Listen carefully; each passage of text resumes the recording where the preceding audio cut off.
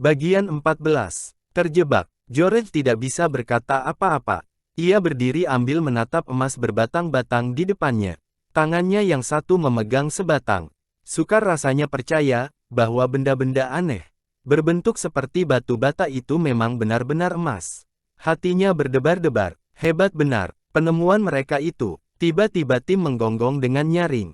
Ia berdiri membelakangi anak-anak. Hidungnya mengarah ke pintu. Ribut sekali gonggongannya. Diam, Tim, kata Julian. Apa yang kau dengar tadi? Adik-adikku datang kembali. Lah pergi ke pintu. Sambil menjengukkan kepala ke lorong yang di luar, ia berteriak keras-keras, Dick. Kaliankah itu? Cepatlah kemari, karena kami telah berhasil menemukan batang-batang emas itu. Kami telah menemukan emas. Ayo, cepatlah sedikit. Sementara itu Tim tidak menggonggong lagi. Ia mulai menggeram. George memandangnya dengan heran. Kenapa dia? Tanyanya. Masakan menggeram terhadap Dick dan Anne. Setelah itu anak-anak terkejut bukan kepalang karena tiba-tiba terdengar suara seorang laki-laki menggema dalam lorong. Siapa di sana? Ada orang di bawah. George memeluk Julian dengan ketakutan. Tim masih menggeram. Bulu kuduknya berdiri tegak. Diam, Tim, bisik George sambil memadamkan senternya. Tetapi Tim tak bisa disuruh diam. Ia terus menggeram, seolah-olah bunyi guru yang jauh kedengarannya. Kemudian anak-anak melihat ada cahaya senter yang terang benderang datang dari balik tikungan lorong. Sorotannya maju terus, sampai akhirnya menyinari mereka. Orang yang memegang senter berhenti melangkah. Rupanya ia kaget. Wah, katanya, ada tamu rupanya. 2 orang anak datang ke puriku.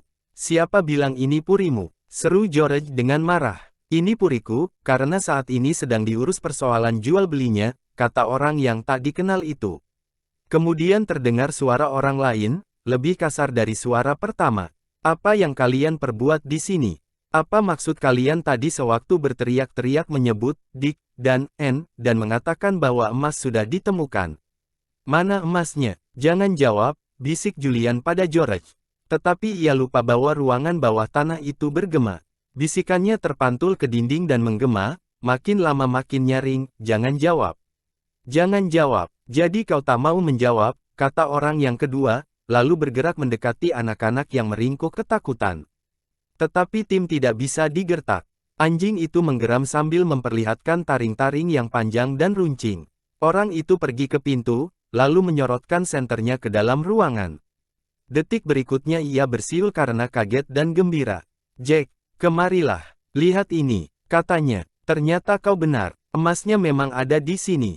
Kita tinggal mengangkutnya saja. Emas berbatang-batang. Wah, penemuan kita kali ini bukan main hebatnya. Emas itu milikku, kata George. Ia sangat marah. Pulau dari Puri Kirin adalah kepunyaan ibuku.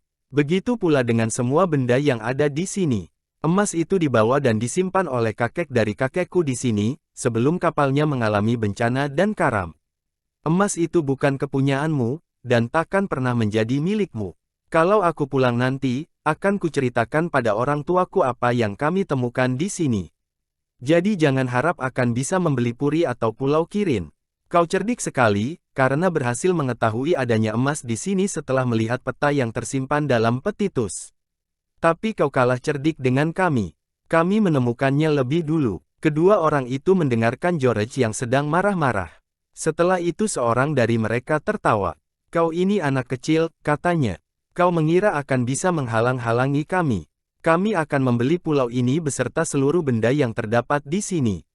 Begitu surat perjanjian jual beli selesai ditandatangani, emas akan kami ambil. Dan kalaupun pulau Kirin tidak bisa kami beli, emasnya toh akan kami ambil juga.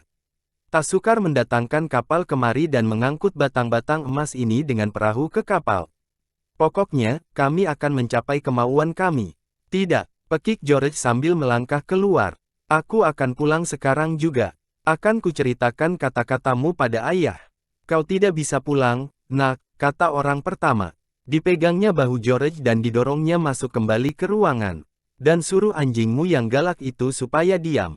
Kalau tidak, akan terpaksa ku tembak. George kaget dan takut melihat pistol di tangan orang itu.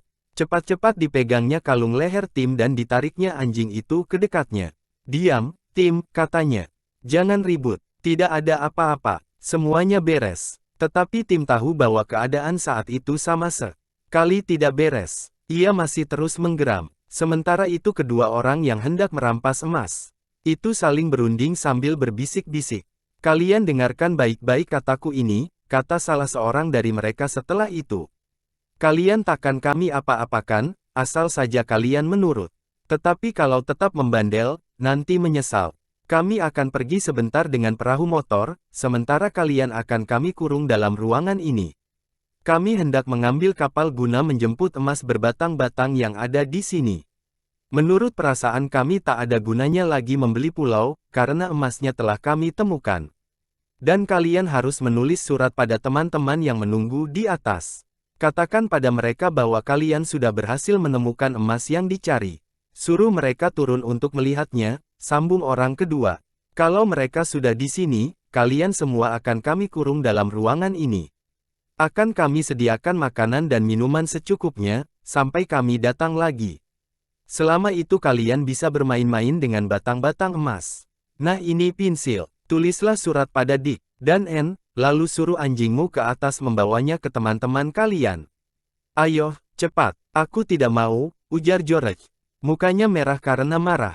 Aku tak mau, kalian tak bisa memaksaku. Aku tak mau memanggil Dick dan Anne kemari, karena nanti dikurung oleh kalian. Dan emas yang baru saja kutemukan ini, takkan kuserahkan pada kalian. Kalau kau tak mau menurut, anjingmu akan terpaksa kami tembak, kata orang pertama dengan tiba-tiba. George menjadi lesu mendengarnya. Ia merasa kedinginan karena ketakutan. Jangan-jangan, ratapnya dengan sedih. Kalau begitu, ayo tulis surat, kata orang itu lagi sambil menyodorkan kertas beserta pensil. Ayo cepat, kukatakan apa yang harus kau tulis. Aku tak bisa, kata George terseduh-seduh. Aku tak sanggup memanggil Dick Anne ke bawah, karena aku tahu mereka akan dikurung. Baiklah, kutembak saja anjingmu, kata orang itu dengan kejam. Diacungkannya pistol ke arah Tim yang malang. George menjerit, lalu memeluk anjingnya. Tidak, jangan. Akan kutulis surat itu. Tapi Tim jangan kau tembak. Jangan kau tembak dia. Dengan tangan gemetar diambilnya kertas dan pensil, lalu mendongak ke arah orang yang memegang pistol. Sekarang kau mulai menulis, ujar orang itu. Dick dan Anne, kami telah berhasil menemukan emasnya. Cepat datang. Sudah itu kau tanda tangani dengan namamu. George menulis seperti yang dikatakan oleh orang itu. Kemudian dibubuhkannya namanya di bawah surat. Tetapi bukan nama, George, yang dituliskannya, melainkan, Georgina. Ia merasa yakin bahwa kedua saudara sepupunya yang ada di atas akan tahu pasti bahwa ia sendiri tak pernah mau memakai nama yang sebenarnya. Dengan demikian diharapkannya kedua anak itu akan tahu bahwa ada sesuatu yang tidak beres. Orang yang memegang pistol mengambil surat itu, lalu menyelipkannya ke kalung leher Tim. Anjing itu masih terus menggeram. George tak henti-hentinya memperingatkan agar jangan menggigit. Sekarang suruh dia, pergi ke teman-temanmu, kata orang itu. Tim, cari Dick dan Anne, perintah George. Ayo, Tim, cari Dick dan Anne. Dick dan Anne, berikan surat itu kepada mereka. Tim sebenarnya tak mau meninggalkan George. Tetapi George terus mendesak dengan sangat. Anjing itu memandangnya, lalu lari keluar lorong. Iya, sudah tahu jalan sekarang. Cepat-cepat Tim menaiki tangga batu, lalu meloncat keluar. Ia berhenti di pekarangan sambil mencium-cium tanah. Di mana Dick dan Anne? Tim berhasil mencium jejak kaki mereka, lalu lari dengan hidung didekatkan ke tanah. Tak lama kemudian kedua anak itu berhasil ditemukannya. Mereka masih ada di atas batu. Dick duduk di situ, karena sudah merasa segar kembali. Pipinya sudah tak begitu berdarah lagi. Hei, serunya heran ketika melihat Tim datang. Ini Tim, kau ke atas untuk menjenguk kami. Sudah bosan di bawah tanah yang gelap. Lihat, Dick, ada sesuatu terselip di kalungnya, ujar Anne. Mata anak perempuan itu sangat tajam. Dengan segera ia melihat kertas yang terselip. Surat rupanya, kurasa pasti dari Julian dan George, memanggil kita supaya ke bawah. Tim sangat pintar, bisa disuruh mengantar surat. Dick mengambil surat yang terselip di leher Tim, lalu dibukanya. Dick dan Anne, katanya sambil membaca, kami telah berhasil menemukan emasnya. Cepat datang, Georgina. Wah, seru Anne dengan mata bersinar-sinar karena girang. Mereka sudah menemukannya. Bagaimana Dick, kau sudah sehat kembali? Kalau sudah, kita cepat-cepat saja ke bawah. Tetapi Dick tetap duduk sambil menatap surat. Ia kelihatan heran. Ada apa? Tanya Anne tak sabar. Kau tidak merasa ada sesuatu yang aneh? Ujar Dick sambil berpikir. George menandatangani surat ini dengan Georgina. Kau tahu, ia tak senang menjadi anak perempuan dan memakai nama perempuan. Kau juga tahu, dia tak mau menjawab jika dipanggil dengan nama Georgina. Sekarang dalam surat ini ia menandatangani dengan nama yang tidak disukainya itu. Aneh, seolah-olah ia hendak memberitahukan bahwa ada sesuatu yang tidak beres. Ah, kau ini ada-ada saja, Dick, ujar Anne. Apa yang bisa tidak beres? Ayolah kita ke bawah. Aneh, aku ingin melihat dulu ke teluk kecil. Aku ingin memeriksa, kalau ada orang datang, kata Dick. Kau menunggu di sini, tetapi Anne tidak mau ditinggal sendirian. La ikut berlari-lari menelusuri pantai bersama Dick. Sepanjang jalan tak henti-hentinya ia mengomel. Dick dikatakannya tolol, tetapi begitu sampai di teluk kecil, mereka melihat sebuah perahu lain di samping kepunyaan mereka. Sebuah perahu motor, rupanya ada orang lain di pulau. Lihatlah, kata Dick berbisik, ternyata memang ada orang datang. Dan kurasa orang itulah yang mau membeli pulau ini. Pasti dia telah mempelajari peta tua yang ada dalam peti. Dan karenanya sekarang tahu bahwa di sini ada emas. Lalu mereka memergoki George dan Julian di bawah. Sekarang kita semua hendak dikumpulkannya dalam ruangan bawah tanah. Kita akan dikurung, supaya ia bisa mencuri emas dengan aman. Tapi George ternyata anak cerdik.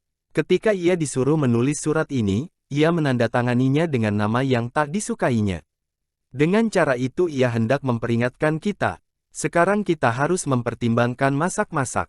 Apa yang harus kita lakukan?